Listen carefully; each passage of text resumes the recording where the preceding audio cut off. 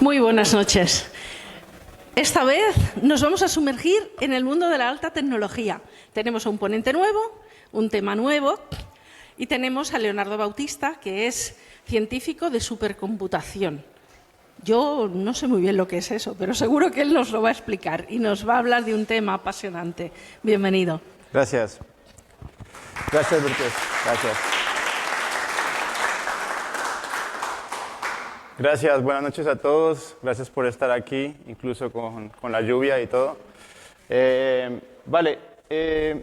Esta vez quiero presentarlo de una manera un poco diferente a como he presentado las veces anteriores el tema de supercomputadores o superordenadores. Por lo general presentaba un poco qué era un superordenador y luego explicaba qué aplicaciones se corrían en supercomputadores. Esta vez quiero ir un poco más de las aplicaciones y todo lo que se hace con los superordenadores y poco a poco ir bajando a qué tipo de máquinas son, cómo es la arquitectura de esta máquina y un poco a la historia, si llegamos a tiempo de ver la historia un poco de los superordenadores y todo esto. Así que comenzaremos con aplicaciones para que se den una idea, ¿no? de para qué sirve esto antes de que les explique cómo se construye y todo esto. Y comenzaré con varias aplicaciones. Comenzaré por lo más grande. Lo más grande es el universo, ¿no? Una de las simulaciones que se hacen en los superordenadores es simulaciones del universo, ¿vale? Esto que ven acá no es un video, es una simulación hecha con un supercomputador que está calculando un espacio extremadamente grande del universo. Lo que este tipo de simulaciones quieren hacer es tratar de entender cómo se forman los filamentos del universo que vemos nosotros hoy en día, que observamos con telescopios, porque cuando miramos la estructura del universo vemos que hay como una especie de filamentos, como una especie de red que se crea, y hemos entendido que esto está en gran parte hecho por la presencia de lo que hoy en día llamamos la materia oscura, ¿vale? Que le llamamos así porque no tenemos ni idea de qué es. Solo sabemos de que existe por su fuerza gravitacional. Entonces, esto lo podemos simular en supercomputadores y ver si podemos recrear el mismo tipo de imágenes que observamos con telescopios, ¿vale? Esta aplicación se llama HACK y trata de simular esto. Como ve aquí, es un 106 megaparsecs, que es una región extremadamente grande del universo, ¿vale? Y intenta, como les digo, estudiar la presencia de la materia oscura y cómo esto ayuda en la formación de estos filamentos. Esta aplicación HACK, de hecho, pequeño paréntesis, es desarrollada en el laboratorio de Argonne. Yo hice mi postdoctorado en el laboratorio de Argonne. Yo terminé mi doctorado en Tokyo Tech y después me fui a hacer un postdoc en Argonne National Lab. El laboratorio de Argonne es un laboratorio que pertenece al Departamento de Energía de los Estados Unidos, ¿vale? El Departamento de Energía tiene muchos laboratorios localizados en diferentes partes de Estados Unidos y al ser el Departamento de Energía, ellos son los que están más enfocados en la construcción de superordenadores, ¿vale? En todo Estados Unidos. Los superordenadores más grandes del mundo han sido construidos por laboratorios del Departamento de Energía, ¿vale? Y luego está el Departamento de Defensa, que también crean algunos supercomputadores, no los más grandes, pero también ellos utilizan esto para hacer simulaciones. Por ejemplo, simulaciones que hacen, que no lo veremos hoy, son simulaciones del apocalipsis, del fin del mundo, de una guerra atómica. Por ejemplo, se simulan qué pasa si hay una explosión nuclear en algún momento y ellos hacen simulaciones de retaliación de diferentes países a ver qué tan destruido queda el mundo. Cosas que no sabemos porque pues, son laboratorios que pertenecen al Departamento de Defensa, por lo tanto toda su investigación es cerrada y no es pública, pero pues para que se den una idea del diferente tipo de usos que hay en diferentes departamentos de investigación. Otro tipo de simulaciones que se han hecho, y esto ya es simulación abierta, es esta que ven acá. Esto es una colisión de hoyos negros. Lo que me parece a mí bonito de esta simulación es que fue hecha antes del 2015, creo que fue en el 2012 o 2013, si mal no estoy. Esta simulación fue hecha en Caltech, si mal no recuerdo, por la NASA, ¿vale? Y utiliza las ecuaciones de Einstein para entender el comportamiento de dos hoyos negros que están colisionando, ¿vale? Al colisionarse ellos hay gas que se sobrecalienta y produce rayos ultravioleta, como vemos acá, y también produce rayos X, ¿vale? Que es lo que observamos hoy en día. Pero lo interesante es que cuando esta simulación se hizo, no habíamos todavía observado una colisión de hoyos negros. Nunca lo habíamos visto, era solamente un caso hipotético que existía en las ecuaciones de Einstein, ¿vale? ¿Qué pasa? En el 2017 se detectó por primera vez en la historia una colisión de hoyos negros con un detector que se llama LIGO, que es un Laser Interferometer for Gravitational Waves Observatory, algo así. ¿Qué es? Una L, ¿vale? Son dos túneles bastante largos, creo que son como 4 kilómetros de largo cada túnel, que están tirando unos láseres en ambas direcciones, y cuando pasa una onda gravitatoria, alguno de los túneles se encoge y el otro se estira, ¿vale? Y tenemos la capacidad, se estira, lo largo de una 100.000ª parte del ancho de un protón. O sea, no mucho. Pero con los láseres que hay, logramos detectar esos cambios y podemos detectar la presencia de estas colisiones de hoyos negros. Entonces, lo que me parece más bonito a mí de este video es que esto fue simulado antes de que lo logramos detectar y años después, en el 2017, por primera vez logramos detectar uno de estos y es exactamente como lo simulamos en los supercomputadores. De hecho, uno de los premios Nobel que se dio es a esta detección de la colisión de hoyos negros en el 2017 y en gran parte los superordenadores corrieron un rol importante en esta parte de la ciencia, ¿no? Bueno, la foto que pongo acá es esta foto que luego hicieron unos años después de la primera imagen de un hoyo negro, que también usa supercomputadores para correlacionar data, para la cantidad de datos que se tuvieron que utilizar para tomar esa foto, esa imagen, es extremadamente alta y sin superordenadores no hubiéramos podido tener esta foto que, bueno, apareció en todas las revistas de ciencia y de Nature hace unos años, ¿no? Y la imagen que ven abajo, bueno, la pongo un poco pequeña porque quería enfocar más en el video, es la imagen del hoyo negro que se ve en la película Interstellar, ¿no? Interstellar es una película que, aparte de ser una película interesante, es una película muy precisa en cómo ellos simulan todos los aspectos físicos de los hoyos negros, ¿no? Y de hecho, esta visión que se ve acá, la parte de arriba del hoyo negro que se ve, realmente no está arriba, sino que está detrás, ¿vale? Eso es lo que se llama la ceja del hoyo negro, y en realidad esa luz viene de atrás del hoyo negro, pero como el hoyo negro tiene tanta masa, curva la luz, y la luz pasa por encima y vemos incluso lo que está detrás del hoyo negro, ¿vale? Y de hecho eso fue un poco lo que vimos en observaciones posteriores que se han hecho con telescopios. Entonces toda esta ciencia, todo este entendimiento y conocimiento de los hoyos negros también se ha dado en gran parte al uso de simulaciones en superordenadores. De manera parecida y también relacionado con el experimento de LIGO, se hicieron simulaciones de estrellas de neutrones, ¿vale? Estas son estrellas que son extremadamente fuertes, extremadamente potentes, que están girando a una velocidad altísima y que, por lo tanto, cuando entran en colisión, son eventos extremadamente catastróficos, gigantes, que producen muchísima energía en el universo. Y antes de observarlos, nosotros ya podíamos simularlos en superordenadores, ¿vale? Hoy en día podemos observarlos con diferentes telescopios, tanto en el espectro de rayos gamma como en el espectro de ultravioleta y otros espectros visibles. Entonces, eso es para el espacio. Pero también, obviamente, hemos utilizado la supercomputación para entender nuestro propio clima, ¿no?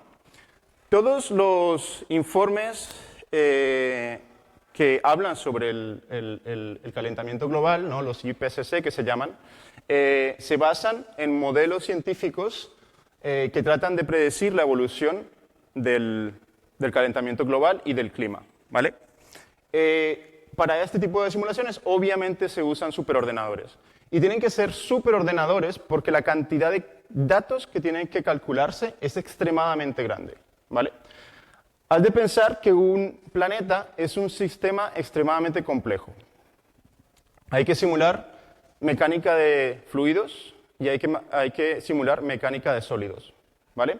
Cuando el Sol calienta el planeta, no actúa de la misma manera en la Tierra que en el océano, ¿vale?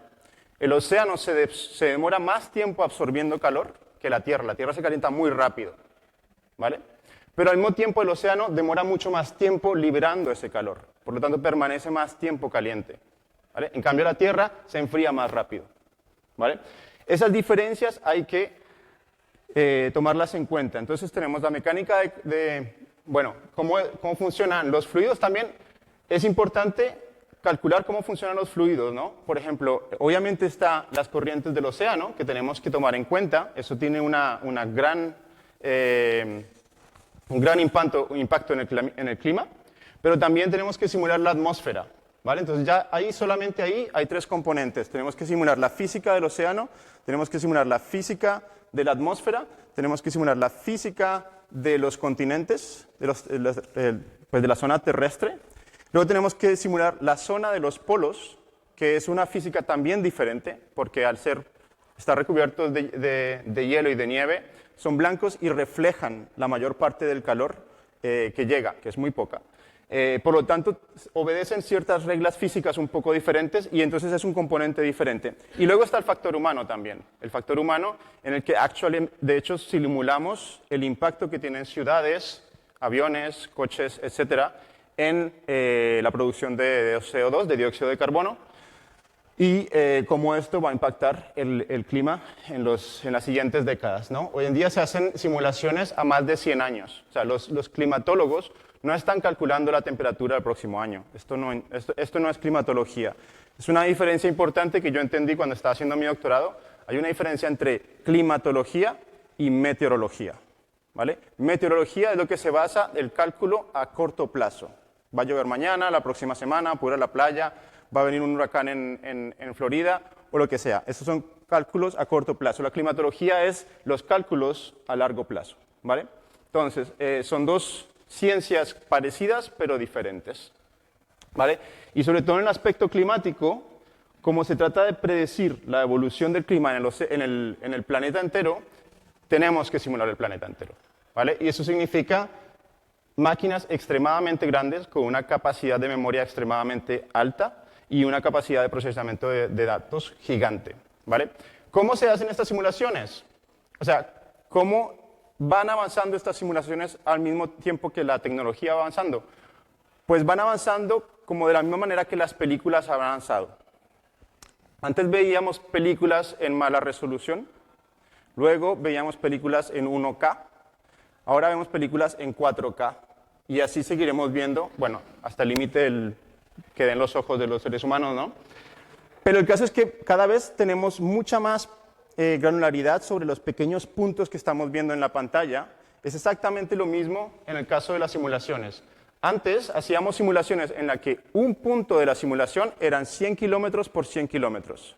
Y toda esta zona era un punto de mi simulación porque no tengo más espacio en la máquina, porque no tengo más capacidad de cálculo, ¿vale?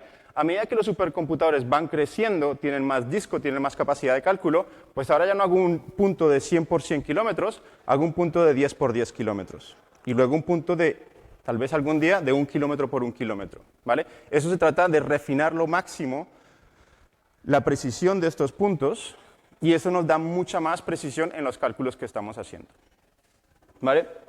Hablaba de la diferencia entre climatología y meteorología. También hacemos, obviamente, simulaciones meteorológicas, ¿vale? En esta imagen que vemos acá, esto se enfoca solamente en el estudio atmosférico. Las barras que ven acá subiendo es la cantidad de precipitación que va a caer en esos lugares, ¿vale? Y entonces, claro, es una simulación mucho más simple porque solamente se encarga de la parte atmosférica. Tiene sin cuidado cómo está el océano, la tierra, todo esto. Lo dejamos un poco de lado. Solamente queremos simular la parte de la atmósfera. Por ejemplo, esto puede servir para... una de las tantas cosas que hacemos es predecir huracanes, por ejemplo.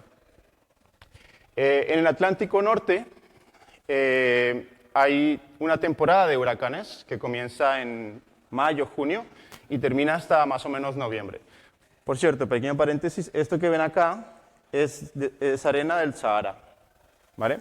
La arena del Sahara viaja por toda la atmósfera, incluso llega hasta la selva del Amazonas, por lo que es una zona muy fértil, porque todo este polvo viaja por la atmósfera hasta la parte del Amazonas.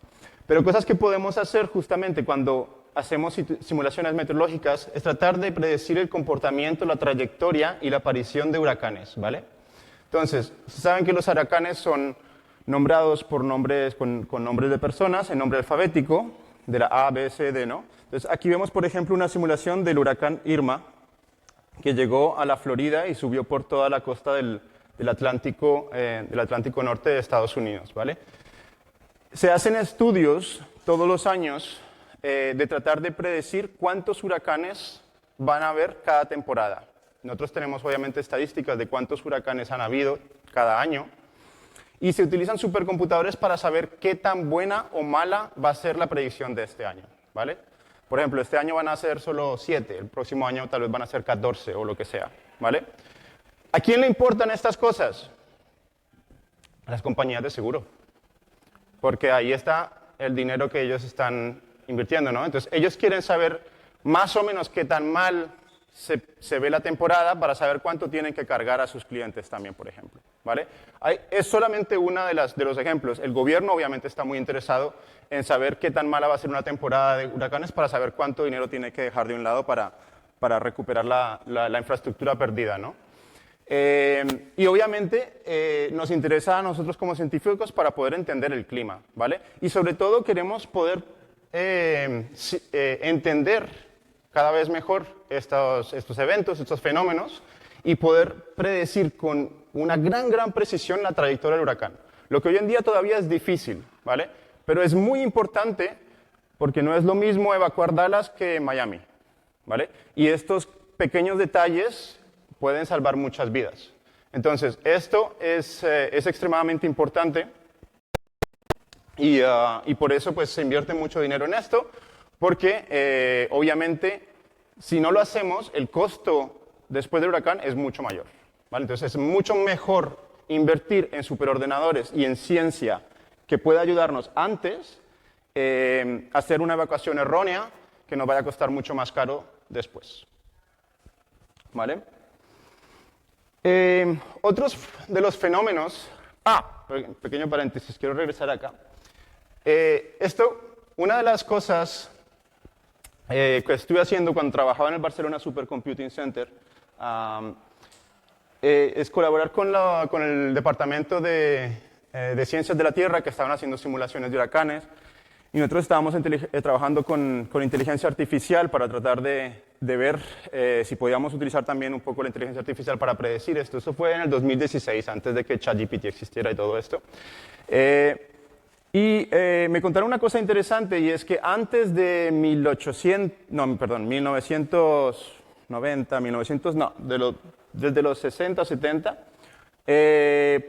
o un poco más adelante, estamos empezando a monitorizar los huracanes por medio de imágenes satelitales, ¿no? Con imágenes satelitales podemos ver estas imágenes desde el espacio y ver, mira, aquí hubo un huracán, ¿no? Y aquí va la trayectoria, y luego hubo otro, y luego hubo otro, y así hasta que se acabó la temporada, ¿no?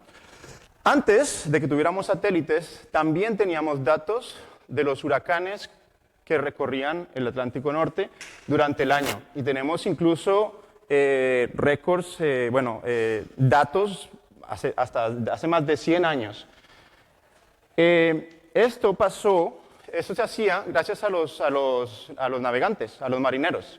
Ellos salían a la mar en el barco y entonces cuando ya detectaron una tormenta, eran capaces de estimar más o menos la potencia de la tormenta en un rango entre tanto y tanto, y comunicaban entre ellos por medio de radio, mira, hay una tormenta acá, no se acerquen a esta área, ¿no? Y todo el mundo lo escuchaba y se iban más o menos anotando estas cosas. Entonces tenemos ciertos récords, tenemos un historial de la cantidad de huracanes que hubo cada año antes de que existieran los satélites. Pero hubo un fenómeno interesante, y es que entre 1939 y 1945 casi no hubo huracanes. Fue una temporada de más o menos 5 años en que prácticamente no hubo ningún huracán.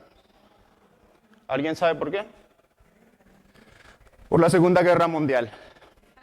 estaba lleno de submarinos el Atlántico y entonces no había ningún marinero cuerdo que se atreviera a ir al mar y por lo tanto no nos enteramos de cuántos huracanes habían en esa época porque los que salían no regresaban, ¿vale? Entonces, lo que es interesante de eso es que ahora queremos tratar de predecir cuántos huracanes hubo entre 1939 y 1945. Y me pareció extremadamente bonito porque es la primera vez que escucho el concepto de predecir el pasado. Y esto me pareció bastante interesante.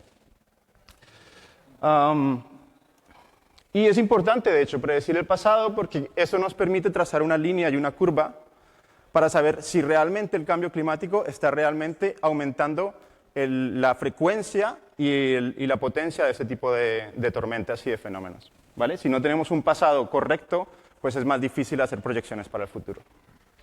Entonces, no solamente es por la anécdota de la Guerra Mundial.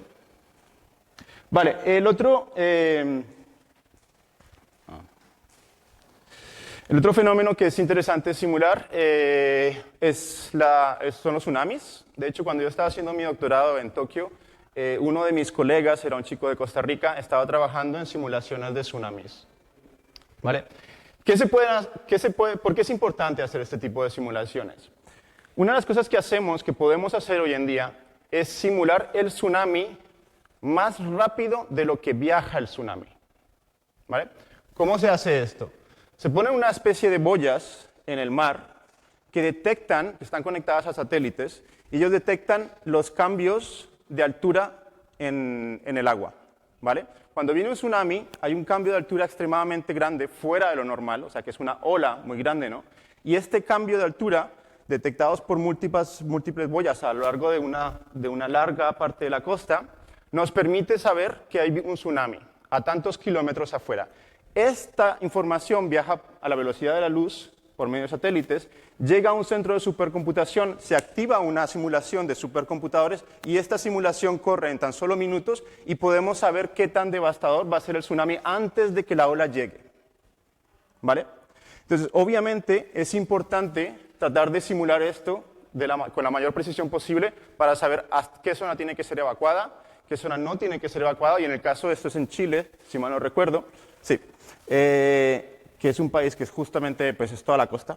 Entonces, es importante saber a dónde tienes que evacuar y qué parte de la costa va a ser impactada, ¿no? Otro tipo de cosas que se hacen, que están haciendo en Tailandia, por ejemplo, es tratar de simular el impacto de la ola si pones una barrera de árboles a lo largo de la costa, ¿vale? Los árboles, aparte de ser buenos para la gente, para el aire y todo esto, dependiendo del ancho del tronco del árbol, si pones muchos de estos, no van a parar completamente la ola, igual el agua se va a filtrar entre los árboles, pero sí va a parar la potencia y la cantidad de agua que entra, ¿vale? Entonces se hacen simulaciones de cómo colocar parques a lo largo de la costa para, por lo menos en el caso de un tsunami, mitigar lo más posible el daño que hacen los tsunamis, ¿vale? También hacen simulaciones con diferentes tipos de elementos, ¿no? Con rocas, con diferentes cosas. Y bueno, lo que se dieron cuenta que es muy efectivo son árboles grandes a lo largo de la costa, ¿vale? Entonces, ese tipo de simulaciones nos permiten, antes de plantar 10.000 árboles o hacer diferentes instalaciones en infraestructura que toman mucho dinero, las simulaciones nos permiten saber qué tanto impacto va a minimizar este tipo de infraestructura, ¿no?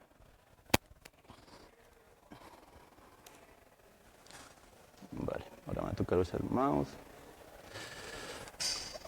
Otro tipo de fenómenos que es interesante simular es la erupción de volcanes. Esto es otra simulación de mecánica de fluidos, ¿no? Esto es cómo se comportan los fluidos. Entonces, por ejemplo, es una simulación de la erupción del volcán de Islandia que hubo hace unos años. No voy a intentar pronunciar el nombre del volcán porque creo que es imposible. Pero es algo que también es bastante importante. Y de hecho existe una spin-off del Barcelona Supercomputing Center que se enfoca, entre otras cosas, en hacer este tipo de predicciones. Ahora, ¿quién podría estar interesado en este tipo de simulaciones? Las compañías aéreas, ¿vale? Cuando hubo la erupción en Islandia, prácticamente todos los aviones de Europa tuvieron que quedarse en tierra. De hecho, mi supervisor de tesis estaba en Europa y no regresó sino hasta la semana siguiente a Japón por la erupción de este volcán. ¿Qué pasa? Al poder entender exactamente a dónde se va a dirigir el humo, las cenizas del volcán, no se dirigió por toda Europa. De hecho, hubo partes de Europa donde se podía volar, pero no sabíamos a dónde, ¿vale? Entonces, el hecho de poder hacer este tipo de simulaciones nos permite decir, vale, mira, tal vez este 50% de Europa va a estar cubierto por cenizas, esta parte de acá no, ¿vale? Con una cierta precisión, ¿vale? Entonces, esto le sirve a las empresas de aviación, por ejemplo, a las aerolíneas, para poder decir, vale, tenemos que cancelar definitivamente estos vuelos, porque es prácticamente 100% seguro que no va a haber vuelos en esta zona, pero tal vez estos no los cancelamos aún y esperamos un poco a ver cómo cambia la cosa, ¿no? Siempre hay un poco de duda, o sea, nunca las simulaciones de superordenadores en este momento son 100% válidas, pero por eso se hacen muchas simulaciones, cientos o miles de simulaciones, y eso nos da un espectro de probabilidades con el que podemos jugar, ¿vale? Entonces, ese tipo de simulaciones son bastante interesantes para ese tipo de casos. Y obviamente para ellos, para las aerolíneas, cancelar todos los vuelos durante una semana cuesta millones, ¿no? Si podemos utilizar un supercomputador para evitar eso, por lo menos una parte de eso, es bastante interesante. Hablando de aeronáutica, otro tipo de simulaciones que se hacen en superordenadores son simulaciones de fluidos, como el aire, para tratar de entender, por ejemplo, la turbulencia que se genera detrás del ala de un avión, ¿vale? Todo este tipo de simulaciones son extremadamente importantes para nosotros, los consumidores, porque son los que permiten diseñar nuevos aviones con una cierta aerodinámica que al final lo que logra es que el avión consuma menos combustible para llegar del punto A al punto B, ¿vale? Y esta diferencia de combustible al final no la ahorramos nosotros, ¿vale? Entonces, una de las cosas, porque mucha gente me dice, vale, es muy bonita toda tu ciencia y ecuaciones y todo esto, pero ¿para qué me sirve a mí todo esto, no?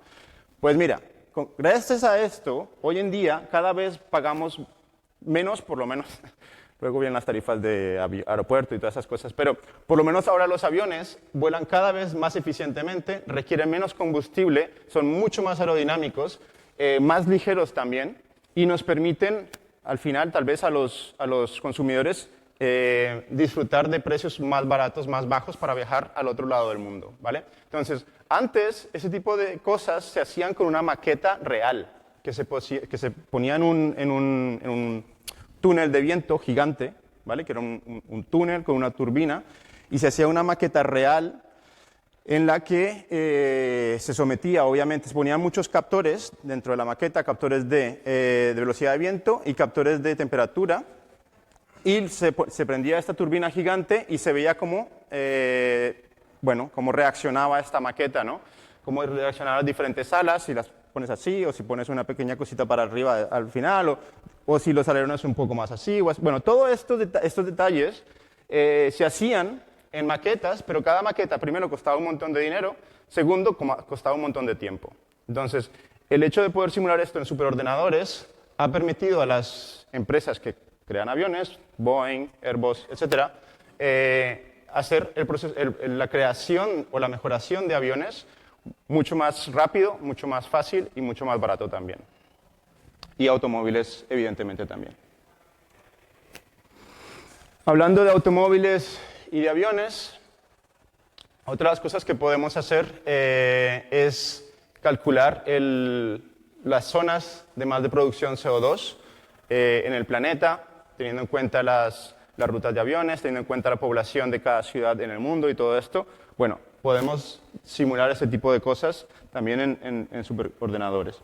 Esto, de hecho, se utiliza para las simulaciones de cambio climático que os decía antes. No solamente se habla de contaminación por CO2, sino también existe el nitrato dióxido, nitrogen dioxide, que también es bastante tóxico para el ser humano. Y también hemos hecho simulaciones de qué tanta producción de estos químicos hay en la atmósfera. con respecto a la población de diferentes ciudades por toda Europa y cómo toda esta contaminación se va a diferentes partes de Europa, siguiendo pues los movimientos de la atmósfera, ¿no? Toda esta contaminación luego entra en los pulmones, que también lo simulamos. Aquí lo que ven es cómo descomponer un pulmón en miles de pedazos, ¿vale? Y lo que pasa es que cada pequeño pedazo de esta simulación va a ser simulado en uno de los pequeños procesadores del superordenador, ¿vale? Entonces, simulamos, por ejemplo, la tráquea, y esta imagen en 3 dimensiones fue tomada por una tomografía, ¿vale? Entonces tenemos una máquina que tomó una tomografía del aparato respiratorio real, esto no es inventado, es el aparato respiratorio de una persona real, y luego ponemos estos datos, los podemos colocar en un superordenador, y luego cada parte, esta estructura completa se descompone en miles de pedazos, cada pequeño procesador va a analizar solamente un pequeño pedazo de de la gran estructura de los pulmones, y va a tratar de simular tanto el fluido del aire, de las partículas, y en este momento la simulación trataba de entender qué tan profundo llegaban estas partículas de contaminación en los pulmones. Entonces, habían diferentes tipos de partículas, las partículas de 4, creo que eran de 4 nanómetros o algo así, se quedaban más o menos en el filtro, en la parte de la nariz, pero las que serán más finas podrían bajar hasta la parte de los pulmones y entrar a los bronquiolos y todo esto. Entonces, ese tipo de simulaciones nos permiten entender el impacto de la contaminación dentro del ser humano. De hecho, mira, aquí tenemos esta simulación entrando aquí. De hecho, los colores que se ven acá es la velocidad de cada partícula. Y como dependiendo del tamaño de las diferentes partículas, unas se quedan acá y otras van bajando hasta los pulmones. Similares simulaciones hicimos durante la época del COVID, ¿vale? Para saber de entender a qué distancia toca estar de las personas, o sea, todo lo que veían ustedes de 1,5 metros de distancia, todo eso se calculó para saber más o menos qué tanto impacto hay. Si yo te saludo y hablo a 50 centímetros de distancia versus 1 metro, versus 1,5 metros, versus 2 metros, esto se calculó en supercomputadores para saber más o menos qué tanta posibilidad tenía el virus de entrar de una persona a la otra solamente hablando enfrente del uno del otro, ¿no? Entonces, ese tipo de simulaciones pues sirven para esto. Esto que ven acá, el ordenador que veían a mano derecha es el superordenador de Alemania, del centro de la Universidad de Aachen, que se llama Juquin. Este es el laboratorio de Jülich, en el que, bueno, tengo algunos colegas por allá también. Pero el sistema respiratorio no es el único que podemos simular. También podemos simular el sistema cardíaco, ¿vale? Esta es una simulación del corazón. Esta simulación es hecha acá en Barcelona por uno de mis amigos y es extremadamente interesante porque es una simulación que tiene 2 componentes, 2 tipos de física diferente. Por una parte está está el músculo del corazón, o sea, el corazón es un músculo, por lo tanto hay una cierta fisionomía, ¿no? Ven ustedes la contracción del músculo y todo esto. Pero luego está también la parte eléctrica. Esto que ven ustedes acá, los colores, esto es el voltaje que se le aplica al corazón. El corazón cuando late es porque recibe un voltaje, ¿vale? Entonces, la simulación del corazón no solamente es el músculo como tal, sino que también tienes que simular fuerzas electromagnéticas, o sea, un voltaje, ¿no? Cuando digo electromagnético me refiero a electricidad.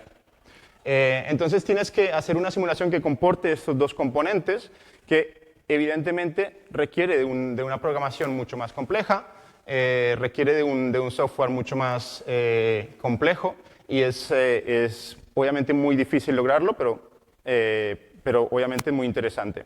Entonces, ¿qué se puede hacer hoy en día? Hoy en día podemos tomar una tomografía de tu corazón, poner esta imagen tridimensional en un ordenador y ponerlo a latir. Y podemos ver en un superordenador cómo late tu corazón dentro del ordenador. Y luego podemos darles diferentes tipos de estímulos, a ver si hay diferentes tipos de arritmias, o incluso podemos tratar de simular una operación dentro de un supercomputador para tratar de saber si el corazón es lo suficientemente fuerte para soportar este tipo de operaciones o no. Son uno de los proyectos que se están llevando a cabo, ¿no? Vale, y yendo de lo más grande a lo más pequeño, una de las cosas que también simulamos en supercomputadores es el pliegue de proteínas. El pliegue de proteínas es algo extremadamente difícil porque existen trillones de combinaciones en las que los átomos y moléculas se pueden doblar de un lado para otro para formar cierto tipo de molécula, o de proteína, o de aminoácido.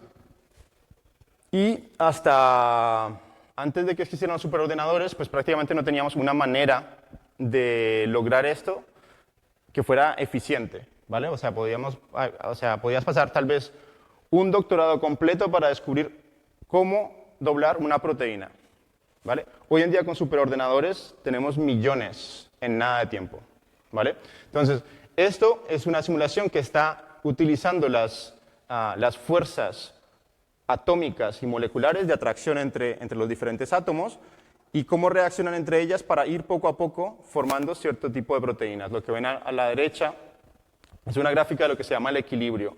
Entre más arriba estás más en desequilibrio, entre más abajo estás más en equilibrio.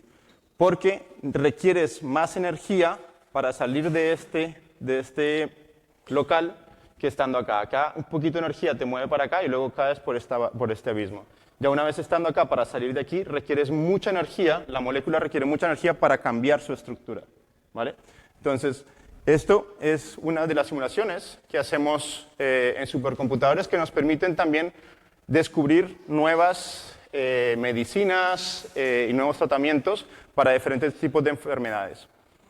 Esto, combinado con la inteligencia artificial, por cierto, ha sido uno de los pasos más grandes en la química computacional en los últimos años. De hecho, se ganaron premios Nobel por respecto a esto. Y hablando de premios Nobel que son, digamos, relacionados con superordenadores, puse acá una tabla, lo veréis tal vez mejor en el video cuando esté disponible en línea.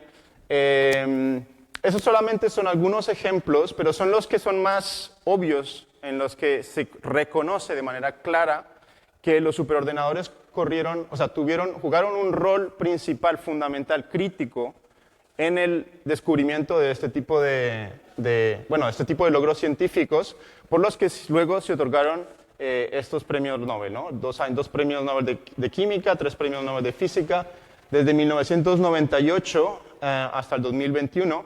De los ejemplos que doy acá, aquí está la simulación del clima, por ejemplo, la simulación de climatología con superordenadores.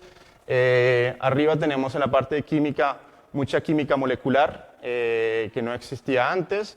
Este premio de acá es por la detección de ondas gravitacionales, que es lo que presentaba al principio con el telescopio LIGO. Bueno, no es un telescopio, pero es un instrumento de detección que se llama LIGO. Y de hecho, para procesar los datos del LIGO, tuvieron que utilizar un superordenador. O sea, no solamente el superordenador fue usado para las simulaciones mucho antes de que se construyera el LIGO, sino que después para procesar los datos del LIGO se necesitó un superordenador para lograr hacer el procesamiento de todos los datos que se coleccionaron. ¿Vale? Si quieren una tabla mucho más completa, que ya sé que nadie puede leer, pero tal vez en el video en línea puedan mirarlo más en detalle. Hay muchísimos más premios. Tenemos también Turing Awards. Turing Awards son premios para la física, para la informática. Saben que los matemáticos y los informáticos no ganan premio Nobel. No le caemos bien a Nobel, creo yo. Pero muchos de esos premios han sido dados gracias en parte a la supercomputación. También hay unos premios que se llaman el premio Gordon Bell, que son premios que son dados específicamente a logros que se han hecho específicamente con supercalculadores. Y uno de ellos, por ejemplo, fue la simulación de las proteínas del COVID, ¿vale? Se hizo una simulación molecular de la estructura del COVID. ¿Se acuerdan que se llamaba el coronavirus? Porque cuando uno lo ve al telescopio parece tener una corona, ¿vale? Lo que se simularon fueron esas puntas de la corona, de su estructura molecular, para tratar de entender cómo esto entraba dentro de las células del ser humano, ¿vale? Y cómo podíamos tratar de bloquear esas partes de la corona, tratar de bloquearlas molecularmente para que el virus no entrara a nuestras células, ¿vale? Entonces, eso se hizo también con superordenadores. Vale, y eso más o menos realmente hay muchísimas más aplicaciones, podría pasar horas aquí hablándoles de todas las aplicaciones que he visto que se han hecho y que se hacen en el mundo de la supercomputación. En inglés se llama HPC, que es High Performance Computing. En castellano se diría computación de alto rendimiento. ¿Vale? Ahora les hablo un poco de estas máquinas. ¿Vale? ¿Cómo son estas máquinas? Hoy en día, esta es la máquina más potente que tenemos en el mundo, o por lo menos que sea pública. Se llama el Capitán, está en el laboratorio de Livermore National Laboratory, que también es un laboratorio que pertenece al Departamento de Energía. De hecho, cuando yo trabajaba en el Barcelona Supercomputing Center, uno de mis postdocs, después de trabajar conmigo, se fue a trabajar con otro colega que tengo en este laboratorio, en el laboratorio de Livermore, y en este momento está ahí. Tengo varios amigos trabajando acá. Este computador se llama el Capitán, es el más grande del mundo, bueno, el más potente del mundo en términos de cálculo. Ahora les voy a explicar cómo se calcula la potencia o la velocidad de un superordenador. Tenemos un término que se llama flops, ¿vale? Un flop es una operación matemática, tan simple como eso. No voy a entrar en detalles, float significa realmente floating point, porque una manera de hacer las operaciones matemáticas, a veces utilizamos fixed point, ahora utilizamos floating point, pero bueno, son detalles de informática que no son importantes. El caso es que un flop es una operación matemática, ¿vale? Un kilo flop son 1000 operaciones matemáticas, ¿no? Entonces, un kilo flops es 1000 operaciones matemáticas. La S del final significa por segundo, ¿verdad? ¿Vale?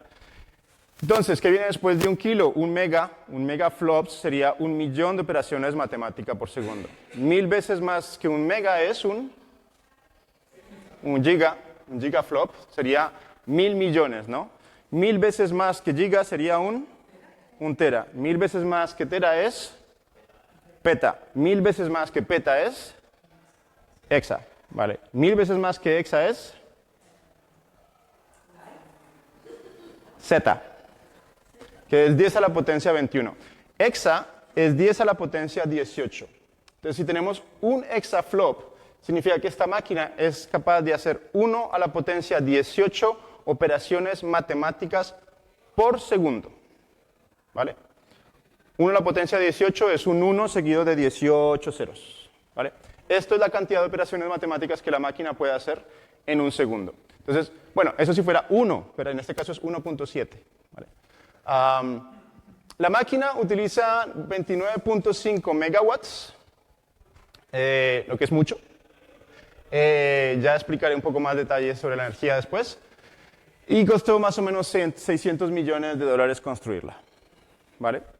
En comparación, la que tenemos acá en Barcelona se llama Mare Nostrum 5.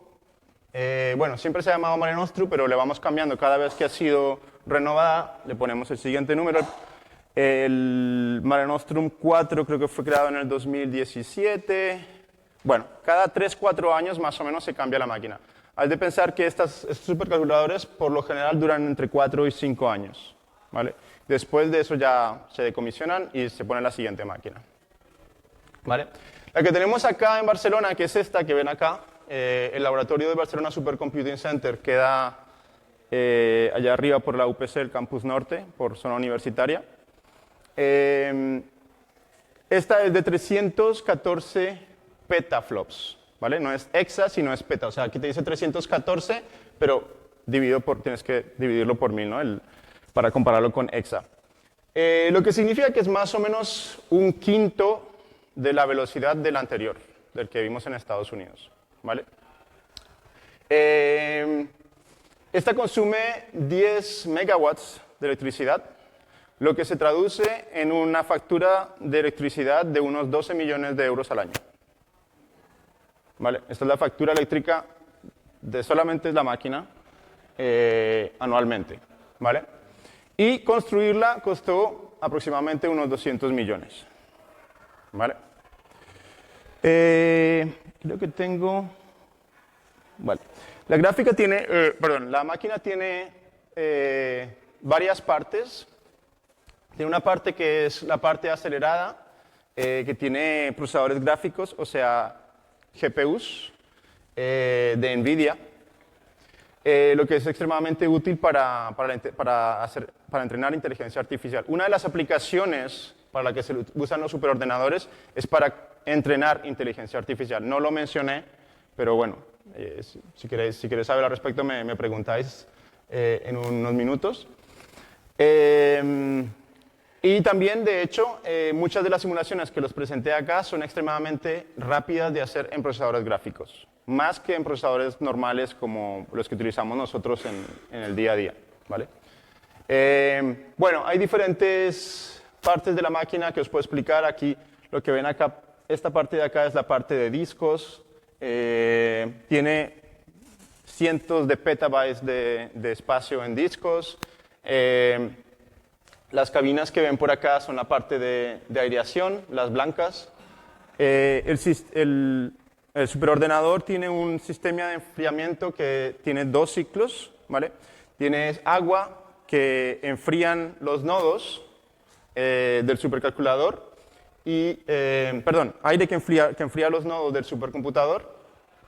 Este aire entra frío, sale caliente del otro lado, se recoge en unas tuberías, va a una parte que no está acá, que no se ve en esta foto, y luego ese aire es enfriado con agua fría, ¿vale? Y luego ese mismo aire vuelve a entrar, ya frío, otra vez. Entonces tenemos un ciclo de aire que está enfriando la máquina y un ciclo de agua que está enfriando el aire, ¿vale? Entonces es un sistema de doble ciclo para el enfriamiento de la máquina. Obviamente enfriar la máquina es una de las cosas que más consume energía, porque obviamente se calientan muchísimo ese tipo de máquinas. ¿Vale? Y bueno, para terminar, puedo comentar un poco sobre la historia de los superordenadores. Esto comenzó desde hace mucho tiempo, o sea, hoy en día se escucha mucho más al respecto, sobre todo ahora que escuchamos de Meta creando un supercomputador para entrenar el nuevo modelo de inteligencia artificial, ese tipo de cosas, pero en realidad es una competencia que viene desde hace décadas. En esta gráfica lo que vemos es la línea roja, muestra la potencia de cálculo del superordenador más potente del año, de ese año, a través de los últimos 30 años más o menos, ¿vale? La gráfica está, bueno, aquí lo que ven es flops. Esto es un gigaflop, teraflop, petaflop, que fue como en el 2008, cuando yo estaba terminando mi máster, se llegó al petaflop con un superordenador que se llamaba el Correcaminos, en el laboratorio de Los Álamos. Y luego tenemos el hexaflop, que es lo que tenemos ahora, que es el supercomputador El Capitán, y hay un par más que también ya llegaron al hexaflop, o sea, a 10 a la potencia 18 operaciones por segundo. Teniendo en cuenta que este eje de acá es logarítmico, se den cuenta que una línea recta significa un crecimiento exponencial de los superordenadores, ¿vale? En términos de su potencia. Hay un benchmark o una evaluación que se hace cada 6 meses, en junio y en noviembre, o sea, el próximo mes saldrá la próxima lista, que se hace en todo el mundo para generar la nueva lista de los 500 superordenadores más rápidos del mundo. ¿Vale? Esto hace 30 años que existe, y todos los años, 2 veces al año, cada 6 meses, se hace este ejercicio de medir los superordenadores más rápidos del mundo y se organizan en una lista, ¿no? Ha sido como una competencia entre países a lo largo de los años. ¿Quiénes han estado en esta competencia, en esta carrera la mayor parte del tiempo? Entre los años 90 y hasta el año 2010, la competencia era sobre todo entre Estados Unidos y Japón, ¿vale? La mayor parte del tiempo Estados Unidos ha llevado el control, el liderazgo sobre la velocidad y la potencia de supercalculadores. Pero un año llegó Japón y creó un superordenador que se llamaba el Earth Simulator, o el simulador terrestre, y batió al mejor superordenador de Estados Unidos por mucho. Y en ese momento los americanos empezaron a preocuparse y dijeron, tenemos que empezar a invertir un poco más en esto. A partir del 2015, más o menos, China ha logrado alcanzar a Estados Unidos y a Japón en esa competencia. Y de hecho, un poco antes, creo que 2012, hubo varios años en los que China tenía el supercomputador más potente del mundo, más rápido del mundo. Se llamaba Tianhe 1A.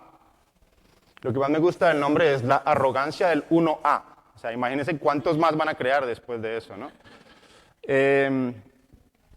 Y bueno, China ha estado combatiendo en esta batalla durante los últimos años, hasta como en el 2020, ahora hay rumores, aunque no sé qué tan cierto sea, de que ahora ya simplemente no los muestran.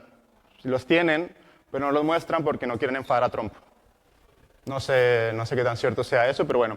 Es cierto que algunos supercomputadores no son, por ejemplo, es obvio que hay muchas agencias de 3 letras que tienen superordenadores que no los ponen en esta lista, ¿no?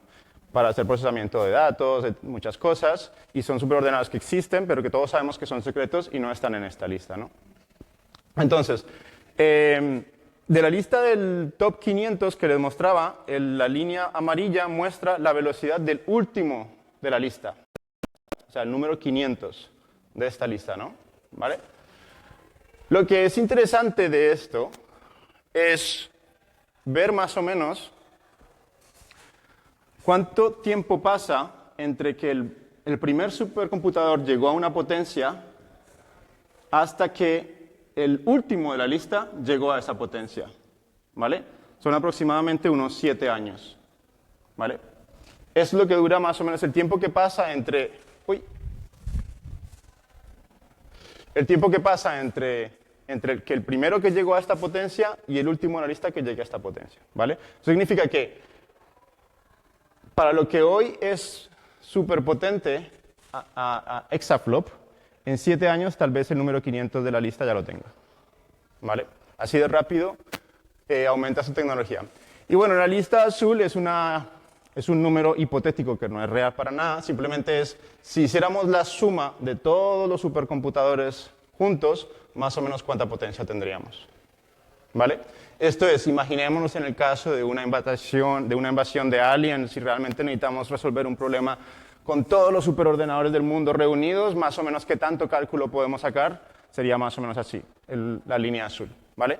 Que no es exactamente eso, porque al estar dispersos por todo el mundo, la conexión entre ellos y la transferencia de datos entre ellos sería extremadamente lenta, así que no llegaríamos a esa potencia de cálculo. Pero más o menos es para que nos dé una idea, ¿vale? Y bueno, creo que eso más o menos os explica la historia de los superordenadores. Puedo entrar más en detalle sobre arquitectura y cosas de estas, pero creo que con esto ya tienen más o menos una idea de cómo es. Así que muchas gracias y si tienen preguntas, pueden hacerme.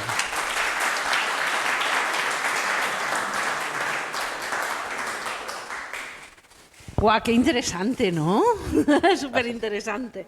Vamos a ponernos un poco más en medio. Vamos a pasar el micro para las personas que tengan preguntas. ¿Alguien tiene preguntas? ¿Sí? ¿Qué? Quizás sea algo que me entenderá. Sobre la última sheet que tenías, Sí. directamente, Sí. no sé si lo puedes dejar. No sé. Está. Porque es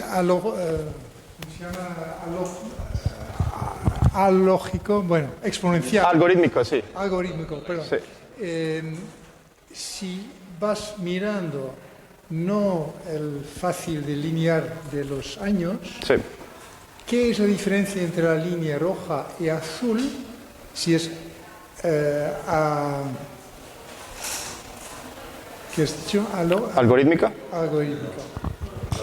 Logarítmica, sí, algorítmica. Es de 1000, es un factor 1000, entonces hay 1000 más capacidad en total del mundo que los más rápidos y competentes.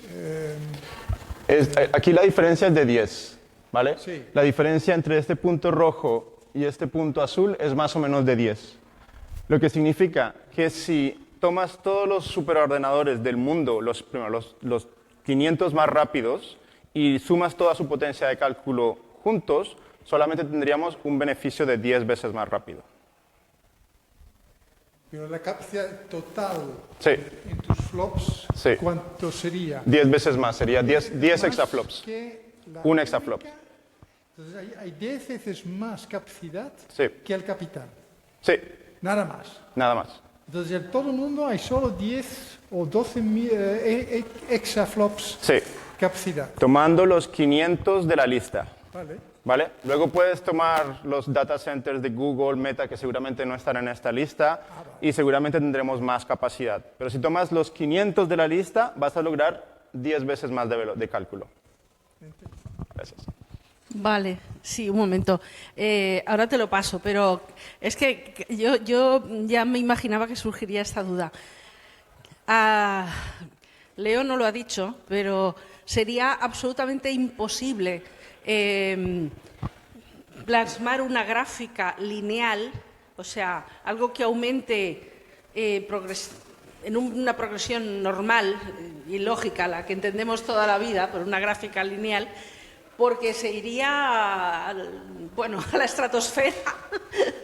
Entonces, representarlo en escala logarítmica lo que hace es que del 1 a 2 es 10 veces más, como ha dicho Leo. Del 2 al 3 es 10 veces más que lo anterior. Entonces, es la única forma de representar lo que es la línea exponencial, haciendo que parezca una línea recta. Porque no hay otra forma de hacerlo para que quepa en el papel, o en la pantalla en este caso, ¿vale? Hola, genial charla. Gracias. En esta misma gráfica, hacia los últimos años, se ve una cierta distancia entre el 500 y el top. Sí. ¿Cómo se prevé que esta evolución vaya a cambiar? ¿Qué se prevé que ocurra en el futuro con la potencia de estos ordenadores? Sí, es una buena pregunta y de hecho lo estaba mirando, que efectivamente aquí vemos un poco que esta línea amarilla un poco empieza a ponerse un poco más recta, lo que llamamos plateau en inglés. Y yo creo que lo que esto significa es que cada vez está siendo mucho más difícil y más costoso mantenerse a la distancia de los superordenadores más rápidos del mundo, ¿vale? Creo que esto va un poco al pie, como por ejemplo en la creación de chips más rápidos. Los chips se calculan, digamos, la potencia de un chip durante muchos años se estimaba con respecto al tamaño de los transistores dentro de un procesador, ¿vale? La manera para que esta línea pueda ser recta en un cuadro logarítmico, o sea, que el crecimiento sea exponencial, es porque sigue una ley, que no es una ley en realidad, pero lo llamamos ley. Se llama la ley de Moore. Moore era un señor muy inteligente que en los años 80 calculó que la potencia de los procesadores doblaba cada 18 meses más o menos, entre 18 y 20 meses, ¿vale? Se llama la ley de Moore, que efectivamente no es una ley porque en algún momento tal vez va a dejar de ser el caso, cuando, yo ya os diré. Pero entonces, ¿por qué era esto? Era porque el tamaño de los transistores disminuía a la mitad en 18 meses, más o menos, ¿vale? Entonces, estos transistores, antes por ejemplo decía, teníamos transistores de 64 nanómetros. Cuando tenemos transistores de 32 nanómetros, significa que dentro del mismo tamaño de procesador puedo colocar el doble de cosas, lo que significa que puedo hacer el doble de cálculo, ¿vale? Entonces, más o menos esto alimentaba una gran parte de esta curva, más o menos hasta los años 2000, 2010, en donde tuvimos que cambiar un poco las cosas, ¿vale? Pero llegamos a un punto en que, creo que hoy en día estamos a algo como 3 nanómetros para un transistor. Cuando llegas a 1 nanómetro, no me acuerdo exactamente cuántos son, pero no, son como una decena o una docena de átomos de silicio, ¿vale? Cuando llegas a esta distancia empieza a tener efectos cuánticos y en ese momento el transistor no se comporta de la misma manera. Bueno, me fui por una ruta un poco larga, pero todo esto para decir que cada vez crear procesadores mucho más, o sea, del doble de potencia, está siendo muchísimo más costoso y eso creo que se traduce también en esta parte de acá de esta línea y es que es muchísimo más caro tener supercomputadores en el top 1 de lo que era antes. O sea, antes esta línea iba muy, digamos, muy correlacionada con la roja, pero ahora ya no. Ya no todo el mundo tiene la capacidad de invertir en semejantes estructuras. Sí. Con los ordenadores cuánticos, los qubits y todo lo que está ya existe, Sí. ¿qué va a venir? ¿Qué va a cambiar de todo esto? Vale, sí, muy buena pregunta también. Es una pregunta muy común. La gente me pregunta, vale, cuando tengamos un ordenador cuántico, ¿todo esto deja de existir? O sea, ya no sirve para nada. No. Tenemos que tener en cuenta que los ordenadores cuánticos son extremadamente inútiles para casi todo. ¿Vale? Los ordenadores cuánticos son extremadamente rápidos para un tipo de problemas en específico, de los cuales muchos de esos problemas son problemas de cálculo de alto rendimiento. Entonces, los ordenadores cuánticos van a ser extremadamente rápidos a simular un cierto tipo de cosas, a cierto tipo de simulaciones, pero hay ciertas partes del algoritmo que serían extremadamente lentas dentro de un supercomputador cuántico. Para darte un ejemplo, un superordenador cuántico puede, por ejemplo, simular una millonada de cosas que pasan, por ejemplo, en la atmósfera. Por dar un ejemplo, me lo invento. Pero al momento de tomar estos datos y transmitir estos datos al océano y hacer este coupling de diferentes módulos, el ordenador cuántico no tiene ni idea de cómo hacer esto. Sí, exactamente. Entonces, ¿combinar? Sí, entonces lo que seguramente va a pasar es que en el futuro tengamos un superordenador cuántico y aquí en la habitación de al lado un superordenador cuántico, ¿vale? Estos van a estar conectados y cuando se lancen simulaciones que requieran que la física que se calcule sea extremadamente rápida en el ordenador cuántico, esos cálculos se van a transferir acá, se van a hacer acá muchísimo más rápido, los resultados se van a transferir acá y esto va a seguir. Gracias. Nada. ¿Más preguntas? Voy. Sí. Uy, tenemos bastante tiempo. Muchas gracias. Bueno, antes describías la cantidad de datos que puede procesar y que se le puede alimentar mucho más. Mi pregunta, por ejemplo, para un modelo climático, mi pregunta es ¿cómo se alimentan, cómo se proporcionan esos datos, cómo se vuelcan dentro del superordenador? ¿Para un modelo cuál? ¿Para qué tipo de modelo dijiste, perdón? Cualquiera en general. Cualquiera. Los datos, los ingentes datos que requiere. Vale, sí. Bueno, estas máquinas están conectadas de manera muy segurizada a Internet.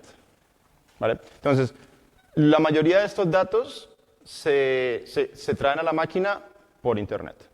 Entonces, ¿qué pasa? Por ejemplo, queremos hacer una simulación de los huracanes. Entonces, tenemos información satelital de la temperatura del océano, de los vientos, de la humedad de la atmósfera, todo esto. Todos estos datos se traspasan a la máquina a través de Internet. Y una vez tenemos todos los datos dentro de la máquina, podemos lanzar la simulación. ¿Vale? Yo, cuando estaba haciendo mi postdoc en Chicago, tenía acceso al supercomputador de Japón, que lo usaba durante mi doctorado, al supercomputador de Chicago, que es donde trabajaba, y también tenía una colaboración con Europa, así que tenía acceso al supercomputador de Francia, todo dentro desde mi laptop.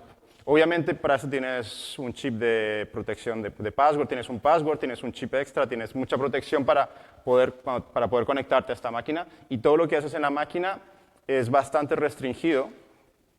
Y para mover datos, lo que intentas es tratar de evitar lo más posible movimientos fuera. Tú lo que haces es transferir los datos y una vez adentro ya no más, lanzas la simulación, te desconectas y la simulación corre sola dentro de la máquina. Y ya no hay más interacción con Internet. Una pregunta. ¿Cuáles son en estos momentos los procesadores que más se utilizan en superordenadores? Vale. Pero antes de llegar a eso, me acordé de una cosa más de la pregunta anterior, luego vengo a la tuya. Hay un solo caso en el que no se hizo a través de Internet y es para los cálculos de la foto del hoyo negro que les mostré, que les comenté, que salió en las revistas de ciencia y todo esto. Recolectaron tantos datos, o sea, eran cosas, cajas de petabytes de datos, que transferir todo ese tamaño de datos a través de Internet hubiera tomado años. Entonces lo que hicieron fue sacar todos esos discos, meterlos en una gran caja y enviarlos por avión hasta la máquina donde tenían que hacer el procesamiento de datos. Esa es una de las pocas veces en que llevar el material al otro lado del mundo y conectarlo a la máquina es la única manera de hacerlo. Sí. ¿Qué procesadores se usan? Tradicionalmente, procesadores, no quiero hacerle publicidad a nadie, pero durante años ha sido procesadores de Intel. Ellos son los que han tenido, son procesadores normales, pero de alta gama. Son procesadores que no se encuentran en las tiendas de accesorios de informática ni nada. Estos son lo más alto en la gama de procesadores, se va a los supercomputadores.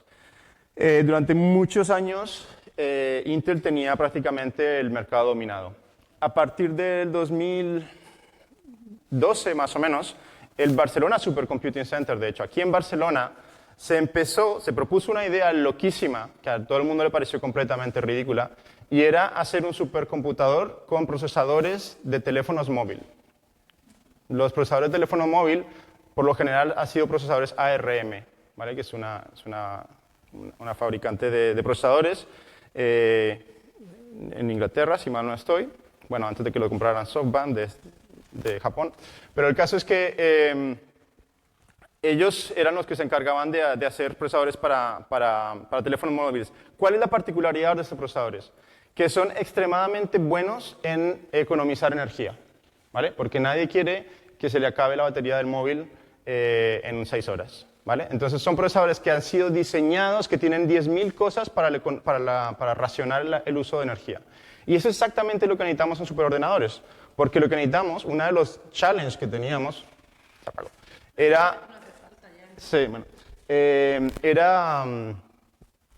cómo hacer que el procesamiento de cálculo se diera bien, pero que consumiera menos energía, ¿vale? Entonces se utiliza ahora, y luego, curiosamente, en Japón, de hecho, él creo que se creó un supercomputador que durante años fue el supercomputador más grande del mundo, más potente del mundo, se llama Fugaku. El Fugaku es como un kanji específico que quiere decir el monte Fuji. Este superordenador ha sido construido todo a base de procesadores ARM, o sea, procesadores que son para teléfonos móviles, ¿vale? Entonces, la idea que hizo acá, a todo el mundo le pareció completamente loca y ridícula. Europa demostró que era realmente una idea muy válida y que de hecho tuvo mucho éxito, y luego Japón dijo, venga, muy buena idea chicos, lo voy a hacer yo también, y sacaron el ordenador más potente del mundo unos años después. Y también otra cosa que se utiliza sobre todo hoy en día son procesadores gráficos, y en eso prácticamente NVIDIA tiene el monopolio. No todas, pero una gran mayoría bueno, no sé si la mayoría, pero una gran parte de las máquinas, de los superordenadores de hoy en día tienen procesadores gráficos, porque procesar todo ese tipo de simulaciones en procesadores gráficos es extremadamente mucho más rápido que en un procesador normal, Intel. Vale, un momento que primero... Dos preguntas rápidas. Sí. La primera es respecto a lo que estabas hablando de las CPUs. Sí. Yo pensaba que sería más bien GPUs, que Sí. se utiliza más bien una GPU. Hoy en día se utilizan muchas GPUs. Más que la CPU. Ahí más o menos. Lo que pasa es que hay un tipo de problemas científicos, un cierto tipo de ecuaciones que son extremadamente rápidos en GPUs, y otros tipos de problemas que son más lineares, son menos paralelos. Sí, ahí en la CPU. Ellos utilizan CPUs. Sí. Sí. Luego, la otra pregunta, que es un poco fuera de esto, pero dentro a la vez, es preguntarte, porque me interesa desde hace unos años mucho la teoría, la hipótesis de que vivimos en una simulación. Y Me gustaría saber, con todo tu conocimiento, ¿qué opinas al respecto? Bueno, ahí se escapa un poco del mundo de la supercomputación, pero también está relacionado, es más como filosofía. Yo creo que hay una muy alta probabilidad de que sea el caso. Sí, yo creo lo mismo, y viendo este tipo de cosas, ¿no? Sí. Lo extrapolamos a pues, una realidad más grande y yo creo que es totalmente posible, ¿no? De hecho, el hecho de que prácticamente todo fenómeno físico y toda la química de nuestro cuerpo, y tanto la expansión del universo hasta como cómo se crean moléculas y proteínas, pueda ser calculado en un ordenador, ya nos dice que el que haya creado este universo, si alguien lo creó, tiene que prácticamente ser un matemático o un informático, tal vez. No sé. Yo lo que he leído, si no me equivoco, es que a través de lo que se estudia el principio del Big Bang y todo esto, Sí. a través de eso se puede llegar a poder simular cómo va a actuar cualquier tipo de ser vivo o realmente a simularlo, pero a futuro. A través de eso, porque siempre hay un proceso que empieza y luego a partir de ahí se va recreando y que es posible llegar a simularlo. Bueno, esto lleva a la discusión de determinismo versus no determinismo y entramos a la física cuántica y ahí es mucho más difícil predecir cosas. Es una conversación muy interesante. Sí. Bueno, muchas gracias. Para la cerveza más tarde. Sí, tan interesante que podemos quedarnos a debatir luego. Lo que pasa es que si estoy yo presente lo vais a pasar mal. Porque yo soy una fan extraordinaria de la física cuántica y vamos, ya os contaré. Pero vamos, digamos que yo lo encuentro bastante improbable esto. Pero está claro que podría ser, si Dios existiera, podría ser informático, ¿no? Tenemos una pregunta más. Bueno, técnicamente tengo dos preguntas. La primera pregunta, por el tema de, como está todavía centralizado, el tema de descentralización por el blockchain. Entonces, la cuestión es, pues, ¿esto es técnicamente posible con la tecnología de blockchain de conectar varios ordenadores mundial por crear un supercomputer? Y la segunda pregunta es por el tema de qué está pasando con el AI, que por ejemplo XAI, que está creando un supercomputer específicamente por el AI. ¿Qué es la diferencia entre el supercomputer y que está ahora mismo en el mercado? Muy bien, perfecto. También es una pregunta muy frecuente, la repito por si alguien no escuchó atrás. ¿Cuál es la diferencia entre un superordenador y un data center de los que tiene Amazon, Google, Facebook, etcétera, etcétera, ¿no? Hoy en día la diferencia es poca. En algún tiempo no fue así. En algún tiempo la diferencia era abismal, ¿vale? ¿Por qué la diferencia era abismal? Si bien es cierto que Amazon necesita mucha potencia de cálculo, porque hay millones de personas comprando cosas en cada momento, hay una diferencia entre procesar todos los cálculos de compras de Amazon y tratar de simular los pulmones de una persona, por ejemplo. ¿Por qué? Porque tener a 10.000 personas comprando calcetines rosados y rojos y diferentes colores y todo esto, es un problema que hay millones de personas haciendo esto al mismo tiempo, pero todas estas compras y ventas son completamente independientes entre ellas, ¿vale? No están conectadas, no tienen que intercambiar datos el uno con el otro. Mi compra no te afecta a la tuya, ni a la del vecino, ni a la de nadie. Entonces, ese tipo de cosas son completamente independientes. Lo que se llama, en inglés se llama un problema embarrassingly parallel. O sea, vergonzosamente paralelizable. Es demasiado fácil paralelizar este tipo de problemas porque todos estos eventos que están pasando no tienen ningún tipo de correlación. Entonces, por ese aspecto, los data centers de Amazon, de Facebook, darle 1000 likes a las cositas y todo esto, pues no necesitaban una red muy potente. Porque la conexión entre los diferentes procesadores no era necesaria que fuera tan fuerte, ¿vale? En cambio, para simular un pulmón, para simular el clima y todo esto, agarras este pequeño espacio, simulas aquí, luego tienes que transmitir los datos al vecino de acá, al vecino de allá, a todos los vecinos. Entonces, hay una necesidad de transmitir datos entre los diferentes procesadores muchísimo más alta, lo que significa que la red de un supercomputador siempre ha tenido que ser extremadamente rápida, muchísimamente más rápida que los data centers de Amazon, Google y esto, que simplemente son miles de búsquedas, pero que no tienen nada que ver entre la una y la otra, ¿no? Esto era en el pasado, hace unos 10 años. Hoy en día las cosas han cambiado y prácticamente los data centers de Facebook, Amazon y Google y todo esto se parecen muchísimo más a los procesadores que existen hoy en día, porque ahora hacen otro tipo de cosas con las máquinas, ¿vale? Entre esas, entrenar inteligencia artificial, simular una cierta cantidad de cosas, entonces ahora sí necesitan una red muy potente. Entonces, se puede decir que hoy en día esa diferencia que existía inicialmente entre data center y supercomputer ha desaparecido y hoy en día ellos también tienen máquinas con unas redes muy potentes, ¿vale? Esta es la primera pregunta, la segunda pregunta, de hecho, y la primera era sobre... me olvidé.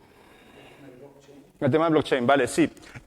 Sí, de hecho existió un intento de hacer esto. Yo soy experto en blockchain hoy en día y más o menos te puedo... Sí, esto es un ordenador centralizado, absolutamente, ¿vale? Yo tenía 2 supervisores de tesis, uno japonés y uno francés. Mi supervisor de tesis francés se hizo muy famoso en Francia por crear algo que se llamaba el Grid 5000 o el Grid 5000. El Grid 5000 lo que trataba de hacer era justamente esto, es como en Francia no había dinero para crear un supercomputador, y él quería tener un supercomputador o quería crear un supercomputador en Francia, pues lo que se dijo es, vamos a agarrar todos los pequeños clusters que se llaman en todas las universidades de Francia y los vamos a conectar entre ellos, ¿vale? A ver si logramos crear un superordenador virtual que realmente está físicamente distribuido por todas las universidades de Francia, ¿vale? Y ver si funciona, si podemos lanzar cálculos y todo esto. Es un tema extremadamente apasionante porque es muy difícil de lograrlo, porque hay diferencias. O sea, imagínate, si lo quieres tratar de ver como si fuera un ordenador completamente virtual, homogéneo, es muy complicado porque la distancia entre este procesador y este procesador tal vez son centímetros, por lo tanto la latencia de comunicación entre los dos es muy corta, pero si luego tengo que enviar estos datos a la Universidad de Rennes, que queda a 2.000 kilómetros, la latencia va a ser mucho más alta. Entonces, para que yo tenga la respuesta de ese, luego me retrasa a mí y el otro me está esperando acá, esta diferencia de latencia en la red lo hace extremadamente complejo, ¿vale? De hecho, cuando yo lo contacté, tenía tantas ganas de que me acogiera en su grupo que me leí todos sus artículos sobre grid y como grid computing y todo esto. Y cuando llegué a la entrevista le dije, mira, sí, queremos hacer esto, deberíamos hacer una grid que hiciera esto y hacer esto para que funcione mejor. Y después de escucharme me dijo, sí, ya intentamos todo eso y no se puede. Lo mejor es hacer un superordenador de verdad. Y entonces, por suerte, igual le gustó que ya me había enterado, ya había investigado al respecto y pues al final me aceptó en su grupo.